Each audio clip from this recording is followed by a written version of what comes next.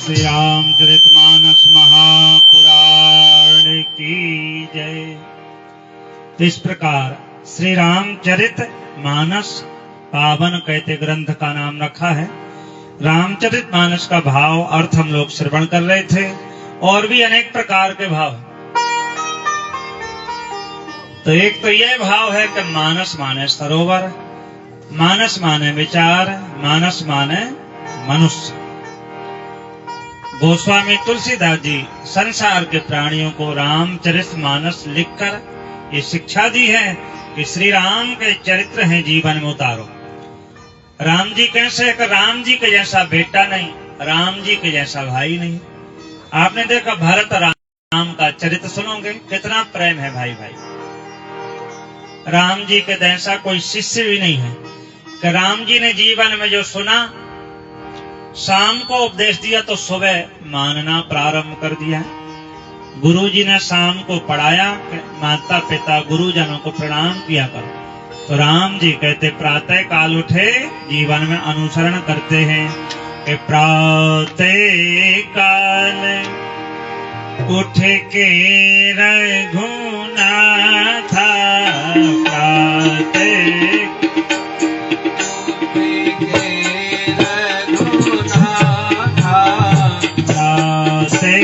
काल उठ के रघुनाथ,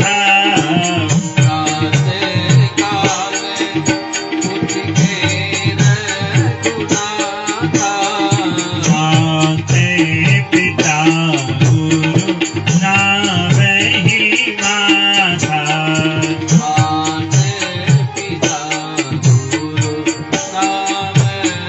माता, काल उठ के रघुनाथ, प्रातः काल उठ के रघुनाथ, माता पिता गुरु नावहि माता। तो राम जी का आदर्श चरित्र है। राम जी कहते भारत की आत्मा हमारे आदर्श है। राम जी जहाँ अयोध्या में राम जी का मंदिर बन गया। राम जी का एक एक चरित्र जीवन में अनुसरण करने के योग्य है। राम जी के जैसा कहते कोई पुरुष नहीं है, कोई देवता नहीं है। और कहते हमारी जनक नंदिनी जानकी जी की जैसी सती सावित्री कहते कोई देवी नहीं। इनके चरित्र कहते जीवन में उतारे। और रामायण सुने और आप पढ़ भी लो ध्यान से। ये ग्रंथ ऐसा है कि सारी खटपट मिल जाए, सास बहू का झगड़ा मिट जाए, भाई भाई में कैसा प्रेम हो, पिता पुत्र कैसे रहें, मित्र मित्र कैसे रहें। ये समस्त कथा है रामायण में। रामायण की कथा सावधानी से सुननी है। इसको ध्यान से सुनोगे और पढ़ोगे भी घर पे जाकर। ऐसा नहीं कि मैंने ग्रंथ सुना दिए, एक तीसरी कथा है, सुनने के बाद में जब जाओ तो पंडाल में झाड़ के चले जाओ। ऐसी भी तो कथा होती है। हाँ, भगवान की कथा इधर से सुनी उधर से निकल जाए। एक बार एक बनिया का बच्चा था व्यापार, तो उसने कथा सुनी जीवन में प्रथम बार। वो कथा असर कर गई।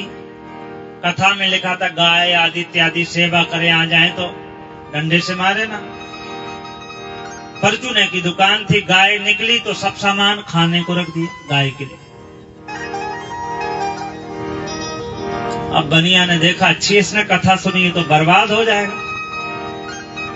पंडित जी ने किस तरह से समझाए, कैसे समझ गए, सेवा के लिए बोला। तो बोले बेटा कल मेरे साथ कथा सुनने चलना।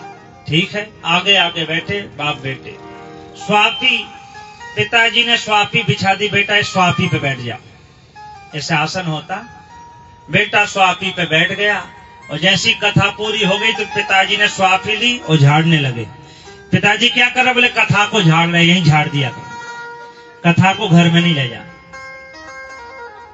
तो आप लोगों को ऐसी, आपको तो बढ़िया कथा सुननी है जो घर भी ले जानी है, कल्याण हो। अब ऐसे बैठे रहो तो अलग बात है, कई बार लोग बैठे भी रहते हैं। एक जगह कथा होती तो ऐसी भीड़ होती जैसी यहाँ हो जाती है। और कथाकार कथा सुना रहे थे। कथा सुनाते सुनाते आंख बंद करके कथा सुनाते। तो सब लोग चले गए, कथा चाहिए, एक व्यक्ति कथा में बैठा रहा। वो समझ गए कि सबसे बड़ा भक्त श्रोता यही है, भगवान की कथा में बड़े भाव से सुनता बैठा है।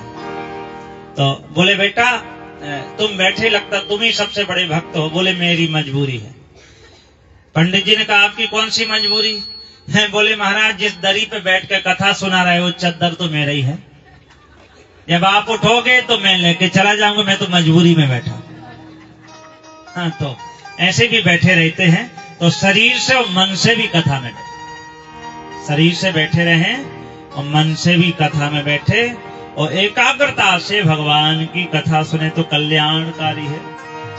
मंगल करन कलमल हरन तुलसी कथा रघुनाथ की कथा है।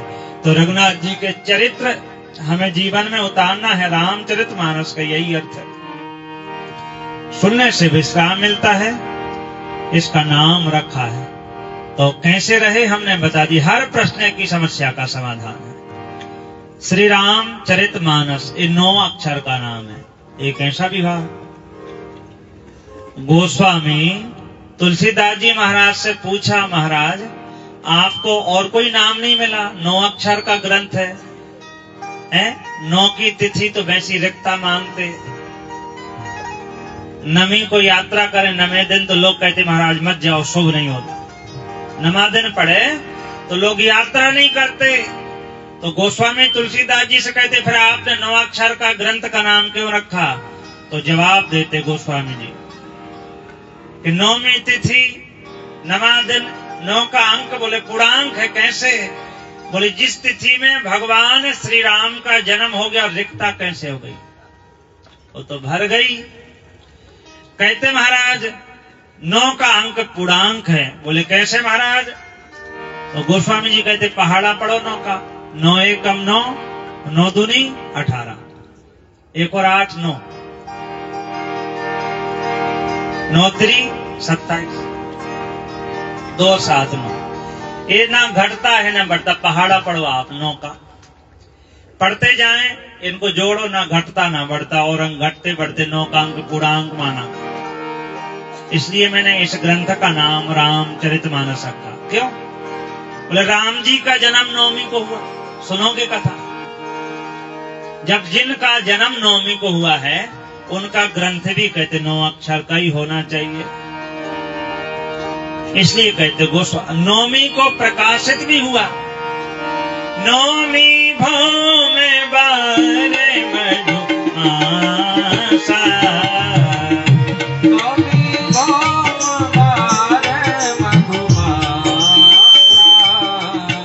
अवधपुरी यह चरित प्रकाशा, अवधपुरी यह चरित प्रकाशा।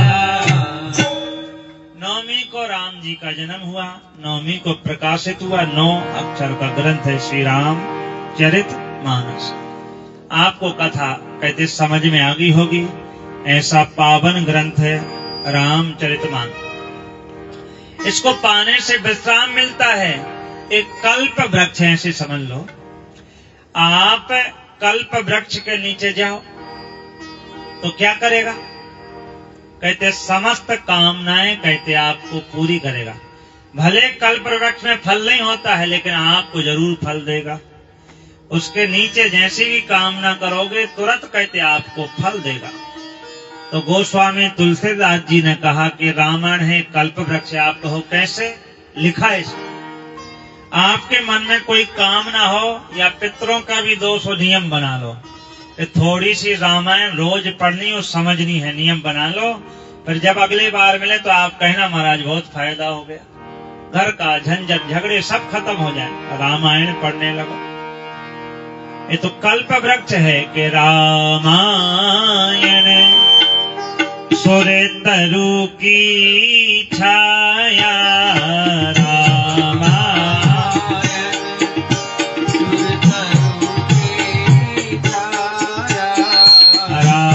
रामायण सुर तरु की छाया, रामायण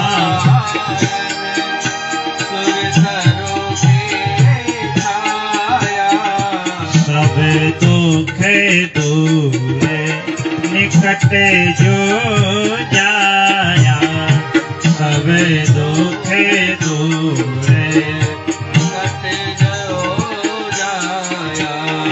रामायण सुर तरु की छाया, रामायण सुर तरु की छाया, सब दुख दूर निकट जो जाया, सब दुख दूर निकट जो जाया, सब दुख दूर निकट जो जाया।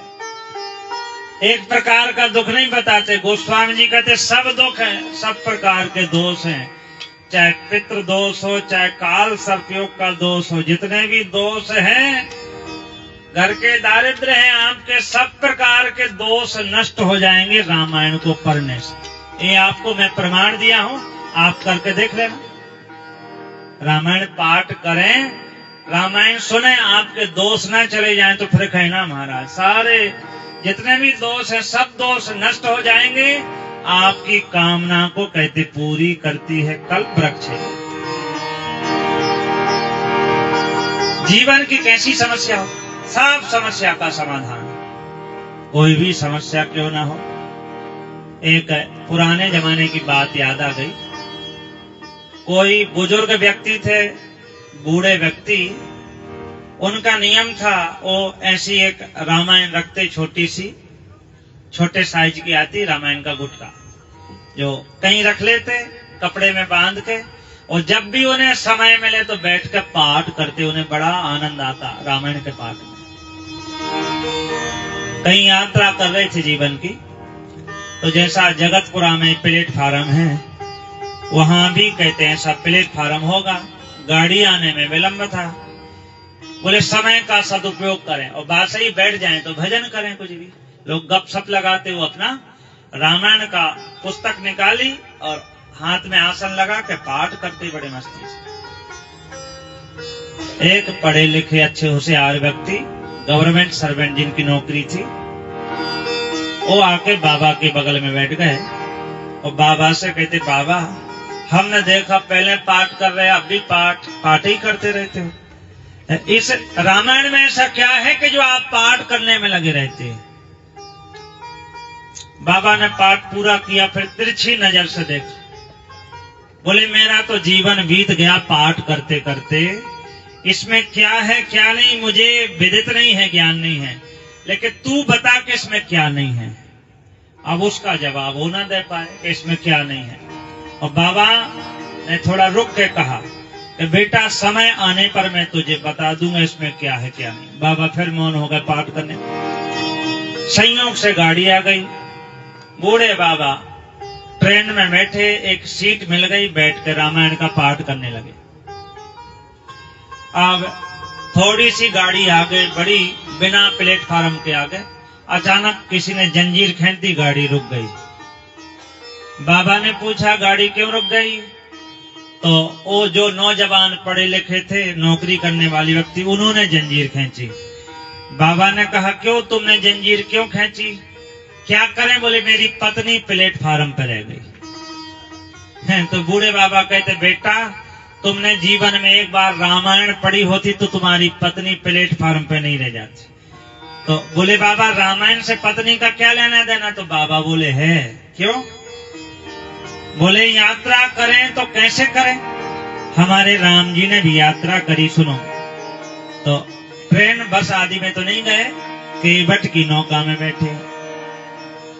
तो केवट की नौका में राम जी गए तो पहले जानकी जी को बिठाया। लिखा है कि राम सखा तबे नावे मंगाई, राम सखा तबे नावे मंगाई, सिया चढ़ाई चढ़े रघुराई, सिया चढ़ाई चढ़े रघुराई,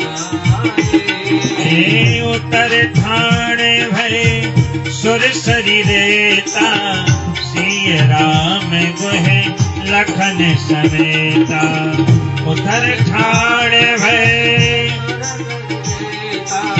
सिय राम गुहे लखन समेता। राम जी सिया चढ़ाई चढ़े रघुराई। पहले जानकी जी को केवट की नौका में बिठाया, क्योंकि राम जी जानते हैं यदि तुमने रामायण पढ़ी होती, ये ज्ञान होता, यात्रा करें तो पत्नी को तो पहले बैठा दें ट्रेन में, आदमी लटक के दौड़ के चढ़ जाए। लेकिन ज्यादा पढ़े लिखे होशियार थे, बुद्धिमान, तो खुद तो पहले चढ़ गए, पत्नी रह गई प्लेटफार्म। और राम जी जब उतरे तो कहते महाराज उतर छाण भय सुर से सिए राम, पहले सिए फिर राम। जानकी जी को उतार, तो जब ट्रेन से उतारे तो पत्नी को पहले, और चढ़े तो पत्नी को चढ़ाए। वो बाबा के पांव पकड़ लिया, दंडवत गिर गया। आज से मैं भी रामायण का पाठ करूंगा। और पाठ करने लगा, बोली भक्त वत्सल भगवान की जय जय श्री सीता, जय जय श्री सीताराम, जय जय श्री सीताराम चंद्र भगवान की। तो बात आपके समझ में आ गई होगी।